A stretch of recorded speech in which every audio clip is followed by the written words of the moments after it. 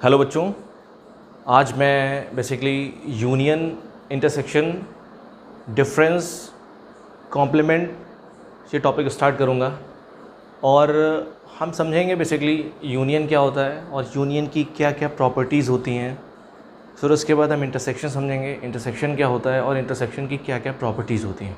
क्योंकि देखिए यूनियन और इंटरसेक्शन ये सारी चीज़ें बहुत इंपॉर्टेंट हैं, क्योंकि जब जैसे मान लीजिए कोई फंक्शन आपको दिया होगा और फंक्शन में आपसे पूछा जाएगा बताओ इसका डोमेन क्या होगा, तो डोमेन में क्या होता है, कभी कभी मेरे को इंटरसेक्शन लेना पड़ता है और कभी कभी यूनियन लेना पड़ता है। जब आप सोल्यूशन सेट का इंटरसेक्शन लोगे, यूनियन लोगे, तो कैसे उनका यूनियन लेना होगा, कैसे इंटरसेक्शन लेना होगा, सारी बातें हमें पता होनी चाहिए। करेक्ट। सबसे पहले हम समझते हैं यूनियन क्या चीज़ है, यूनियन होता क्या है। यूनियन, वैसे यूनियन का मतलब आप समझते हैं, हिंदी में यूनियन का मतलब होता है संघ। बहुत सारे आपने संघ सुने होंगे, बात समझ आई नहीं है। देखिए बहुत सारी जो संस्थाएं होती हैं संघ के नाम से चलती हैं, बात समझ आई नहीं है। करेक्ट। जैसे छात्र संघ, छात्र संघ का मतलब क्या, बहुत सारे छात्र उसमें इन्वॉल्व हैं। करेक्ट। तो यूनियन का मतलब ये होता है कि हमारे पास क्या होंगे, एक से ज़्यादा सेट होंगे, बहुत सारे सेट होंगे और उन सेट का मेरे से यूनियन पूछा जाएगा। तो हम बेसिकली दो सेट को लेके करेंगे, जो दो सेट पे लगेगा वही दो से ज़्यादा पे लगेगा। करेक्ट। तो सबसे पहले हम बेसिकली स्टार्ट करेंगे यूनियन। यूनियन, यूनियन को हिंदी में क्या बोलते हैं, संघ। करेक्ट।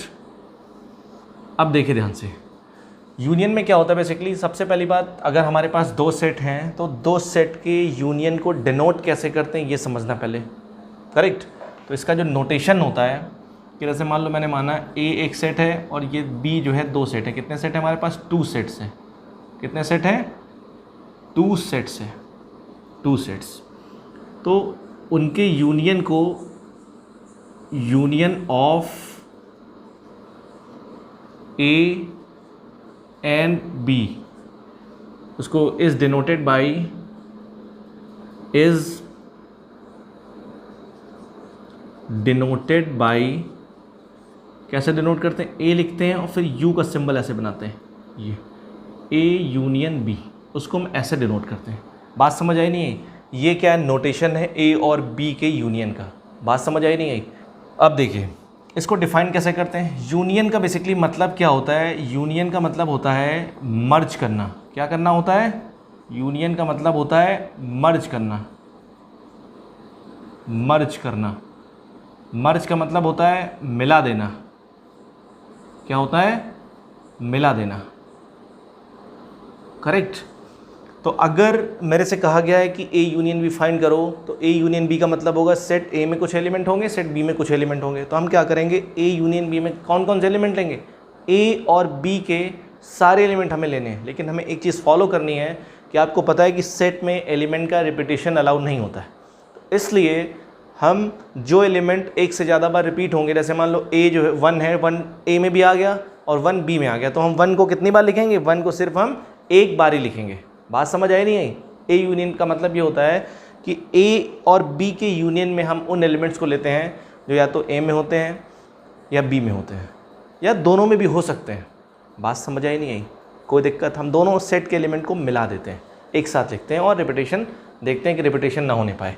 करेक्ट। तो यूनियन का मतलब क्या होता है, मिला देना, मर्ज कर देना। बात समझ आई नहीं है, दोनों सेट के एलिमेंट को मिला देना, कोई दिक्कत इसमें। ठीक। तो जैसे मान लो मैंने आपसे कहा, यहाँ से एक बात कहते हैं हम, बात ये है कि मैंने अगर आपसे कहा कि x belongs to A union B, मैंने क्या बोला आपसे, x जो है ए यूनियन बी में बिलोंग कर रहा है, तो यहाँ से एक बात हम कह सकते हैं कि हम एक गारंटी नहीं दे सकते कि x ए में बिलोंग करेगा और बी में बिलोंग करेगा। बात समझ आई नहीं है। मतलब अगर x कोई एलिमेंट है वो ए यूनियन बी में बिलोंग कर रहा है, तो हम ये गारंटी के साथ नहीं कह सकते कि वो एलिमेंट दोनों सेट में बिलोंग करेगा। हो सकता है वो एलिमेंट ए में हो लेकिन बी में ना हो, या हो सकता है एलिमेंट एक्स एलिमेंट जो है वो बी में हो, ए में ना हो। तो हम गारंटी नहीं दे सकते, इसीलिए यूनियन को हम क्या बोलते हैं, और बोलते हैं। क्या बोलते हैं, और बोलते हैं। बात समझ आई नहीं है। तो इसलिए यूनियन को क्या बोलते हैं हम, और बोलते हैं। और का मतलब हिंदी में क्या बोलते हैं, या बोलते हैं। करेक्ट। तो अगर एक्स ए यूनियन बी में है तो एक्स क्या होगा, एक्स ए में हो सकता है या एक्स किस में होगा, बी में होगा। इतनी बात समझ आई नहीं है, कोई दिक्कत। तो यूनियन का मतलब क्या होता है, मिला देना।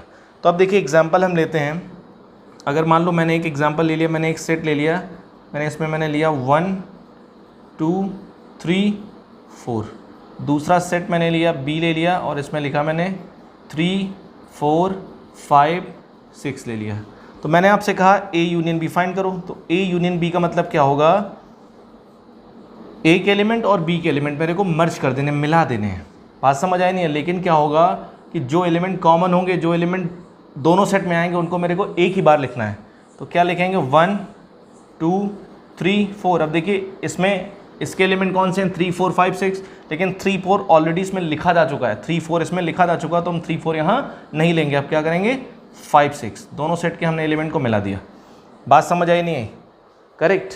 तो जैसे देखो 1 किस में है, 1 ए यूनियन में है, बी में है कि नहीं है, 1 ए यूनियन बी में है, तो हम क्या एक गारंटी दे सकते हैं कि 1 ए में भी होगा, बी में होगा? तो ये गारंटी हम नहीं दे सकते हैं। कोई एलिमेंट अगर ए यूनियन बी में है तो हम ये गारंटी नहीं दे सकते हैं कि वो दोनों में होगा। हम ये कह सकते हैं कि या तो वो ए में होगा या बी में होगा। तो 1 देखिए यहाँ पे ए यूनियन बी में है, तो 1 क्या है, 1 सिर्फ ए में है लेकिन बी में नहीं है। बात समझ आई नहीं आई? देखिए यहाँ पे अगर बात करें 3 4 की बात करें, 3 की बात करें, तो देखो यहाँ 3 ए में भी है, बी में है, तो ये तो स्पेशल केस हो जाता है। बात समझ आई नहीं है कि अगर एलिमेंट कॉमन है तो दोनों में होगा। बात समझ आई नहीं है? तो इसलिए यूनियन में हम कभी नहीं कहते हैं कि अगर एक्स ए यूनियन में बिलोंग करेगा तो वो ए में बिलोंग करेगा और बी में बिलोंग करेगा। ये बात हम कभी नहीं कह सकते, हम गारंटी नहीं दे सकते, क्योंकि कभी कभी कंडीशन फेल भी हो जाती है। तो यूनियन का मतलब बेसिकली आप इतना समझिए, मिला देना। अब देखो क्वेश्चन डिफिकल्ट कैसे बनाता है एग्जामिनर को, अगर क्वेश्चन डिफिकल्ट बनाना हो तो वो कैसे बनाएगा, देखिए ध्यान से। अगर डिफिकल्ट बनाना हो इसी क्वेश्चन को, तो जैसे मान लीजिए वो क्या करेगा, आपको सेट ऐसे नहीं देगा, सेट को सेट बिल्डर फॉर्म में देगा। सेट ए लिखेगा, कहेगा बताइए x such that greatest integer of x बराबर 2। बात समझ आई नहीं आई? ऐसे देगा, ये हमसे देगा, और हमसे क्या देगा, फॉर ऑल एक्स किसको बिलोंग कर रहा है, रियल नंबर को। एक सेट ए दे दिया, यहाँ पे ये क्या ग्रेटेस्ट इंटीजर फंक्शन है, और ये बी क्या हमारे पास, एक सेट दे दिया मेरे को एक्स सच दैट, ये दे दिया यहाँ से, और फिर मेरे को दे दिया फ्रैक्शनल पार्ट ऑफ एक्स बराबर 1/2, ठीक। और हमसे कह दिया for all X belongs to real number, ये मेरे से बोल दिया। अब मेरे से कह रहा है बताओ ए यूनियन बी क्या होगा, ए यूनियन बी क्या होगा। तो देखिए यहाँ पे ए यूनियन बी फाइंड करना इंपॉर्टेंट नहीं है। यहाँ पे अगर आपने सेट ए और सेट बी को फाइंड कर लिया तो आपका ए यूनियन बी अपने आप आ जाएगा।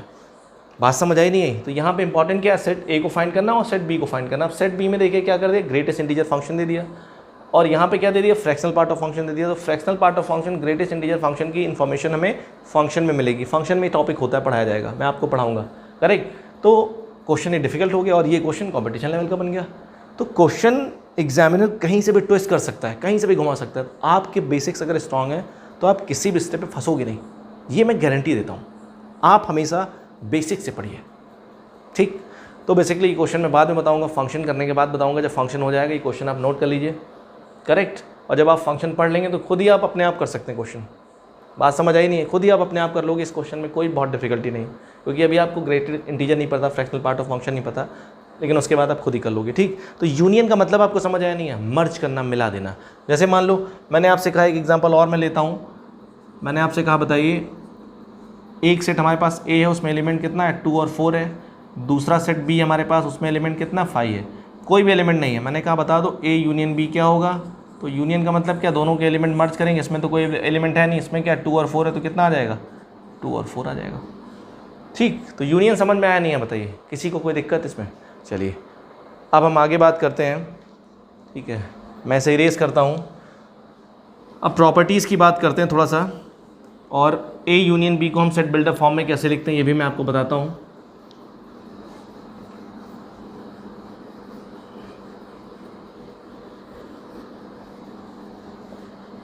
ठीक, अभी देखिए सेट बिल्डर फॉर्म में ए यूनियन बी को कैसे लिखते हैं।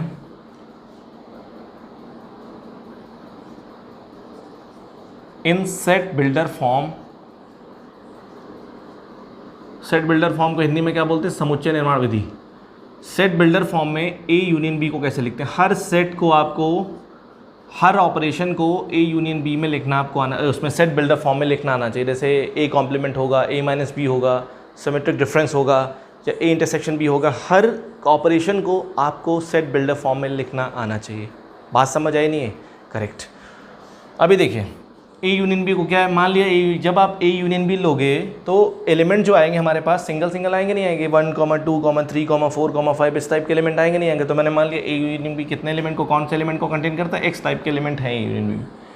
तो एक्स टाइप के एलिमेंट हैं ए यूनियन बी में, जहाँ पे क्या है, जहाँ पे एक्स जो है कहाँ बिलोंग कर रहा है, एक्स या तो ए में बिलोंग करेगा और या तो एक्स किस में बिलोंग करेगा, बी में बिलोंग करेगा।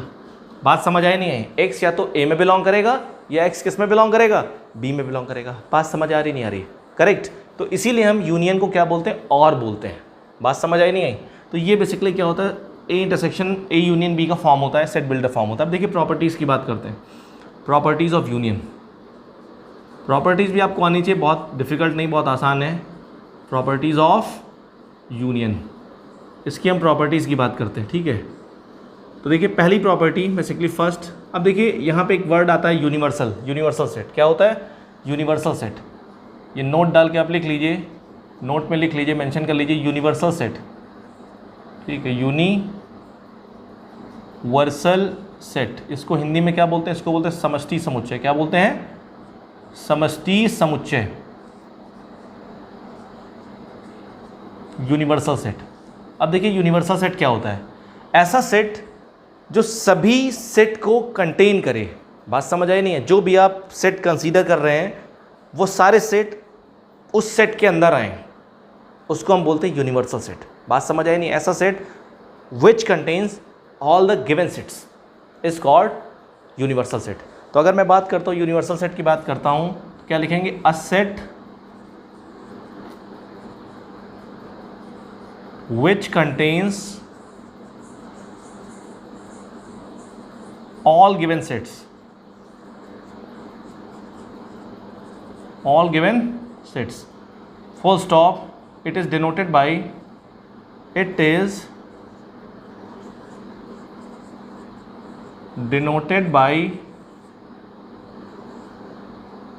ठीक, ऐसे लिखते हैं, यू बनाते हैं, उसके ऊपर ऐसे 2 लाइन खींच देते हैं। करेक्ट। बताइए किसी को कोई दिक्कत?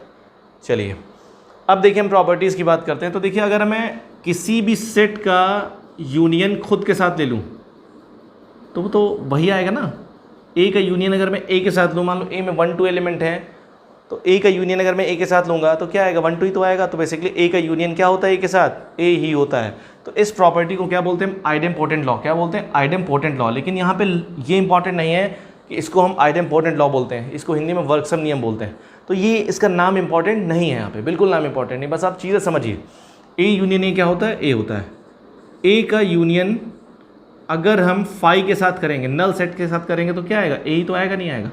बताइए, अगर ए का यूनियन हम फाई के साथ करेंगे तो ए आ जाएगा। थर्ड देखिए, अगर हम ए का यूनियन किसके साथ करेंगे, यूनिवर्सल सेट के साथ करेंगे, तो यूनिवर्सल सेट तो बहुत बड़ा सेट है जिसके अंदर ए आ रहा है ना, तो ये क्या आ जाएगा, यूनिवर्सल सेट ही आएगा। आएगा नहीं आएगा बताइए?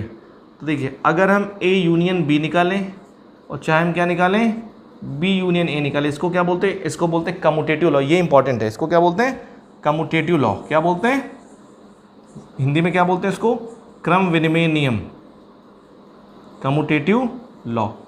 हिंदी में इसको बोलते हैं क्रम विनिमय नियम। क्या बोलते हैं इसको हिंदी में, क्रम विनिमय नियम। इतनी बात समझ आई नहीं है? पांचवा देखिए, जैसे मान लो मेरे से कह रहा है associative law, A union B union C बराबर A union B union C. तो देखिए यहाँ पे क्या है, इस लॉ को हम क्या बोलते हैं, इसको बोलते हैं एसोसिएटिव लॉ। ये दोनों लॉ इंपॉर्टेंट होते हैं, इनका नाम आप याद कर लीजिए, समझिए। लॉ है खाली, बस ऑपरेशन है। तो बेसिकली क्या है कि इसमें क्या है कि जैसे मैंने आपसे कहा, बोला मैंने कोई 3 नंबर का एडिशन आपसे दे दिया। क्या बोला, मैंने कहा 3 नंबर का एडिशन मैंने दे दिया। मैंने कहा करो, मैंने आपको दे दिया 20 + 30 + 47, मैंने कहा ऐड करो। तो आप क्या करते हो, तीनों को एक साथ मर्ज करते हो, क्या तीनों को एक साथ ऐड कर देते हो? आप क्या करते हो, कोई 2 उठाते हो, आपस में ऐड करते हो, फिर क्या करते हो, जो रिजल्ट आता है उसको थर्ड में ऐड करते हो। ये तो करते नहीं करते हो? तो अगर आपके पास 3 सेट है, 3 सेट का यूनियन आपको निकालना है तो आप क्या करोगे, आप पहले किन्हीं दो का यूनियन निकालोगे, फिर जो आपके पास आंसर आएगा उसका यूनियन थर्ड के साथ निकालोगे, यही तो करोगे नहीं करोगे। तो बेसिकली क्या है कि आप इसमें सेकंड और थर्ड का यूनियन करिए और फिर फर्स्ट के साथ यूनियन कर दीजिए। फर्स्ट के साथ यूनियन करिए, चाहे आप क्या करिए फर्स्ट सेकंड का यूनियन करिए और फिर थर्ड के साथ यूनियन कर दीजिए, कोई भी आंसर में फ़र्क नहीं पड़ता। इस लॉ को हम क्या बोलते हैं? साहचर्य का नियम। हिंदी में क्या बोलते हैं? साहचर्य का नियम, और इंग्लिश में क्या बोलते हैं? Associative law. एसोसिएटिव लॉ, ठीक है। इसको हिंदी में क्या बोलते हैं? इसको हिंदी में बोलते हैं साहचर्य का नियम। कौन सा नियम? साहचर्य का नियम। साहचर्य का नियम। कोई दिक्कत बताइए इसमें किसी को? ठीक, तो इसीलिए मैं आपसे कहता हूँ बहुत बेसिक से स्टार्ट करें, कोई भी दिक्कत आपको नहीं आएगी। जल्दबाजी मत करिए, शॉर्टकट मत अपनाइए। सक्सेस का कोई भी शॉर्टकट नहीं होता है। बात समझ, अगर आप चाहते हो कि ये सब चीज़ें 1 घंटे में सीख जाओ, 10 दिन में सीख जाओ, तो ऐसा पॉसिबल नहीं है। आपको समय देना पड़ेगा। किसी चीज़ को अगर आपको सीखना है तो आपके पास समय होना चाहिए। बिना समय के आप वो चीज़ सीख नहीं सकते हो। अगर आप कोई चीज़ बहुत कम टाइम में सीख रहे हो, इसका मतलब बहुत झोल है उसमें। बात समझ आई नहीं है? कोई अगर आपसे कहता है कि आप 2 दिन में करोड़पति बन रहे हो, तो इसका मतलब उसकी स्कीम में कोई झोल है। कोई 2 दिन में करोड़पति या अरबपति नहीं बनता, उसके लिए उसको समय देना पड़ता है, स्ट्रगल करना पड़ता है। बात समझ आई नहीं है? तो इसलिए चीज़ों को समझिए और एकदम जुट जाइए मेहनत के साथ, डेडिकेशन के साथ, आपको रिज़ल्ट ज़रूर मिलेगा। और ये जो मैं आपको चीज़ें बताता हूँ बहुत बेसिक, बहुत धीरे धीरे मैं इसलिए पढ़ा रहा हूँ कि अगर आपको कुछ भी नहीं आता, आप 10th पास करके आए हैं, तब भी आप इन चीज़ों को समझ सकते हैं। इतना स्लो मैं पढ़ा रहा हूँ। आज के लिए इतना ही करते हैं। आपसे मिलते हैं नेक्स्ट वीडियो में इसी एनर्जी के साथ।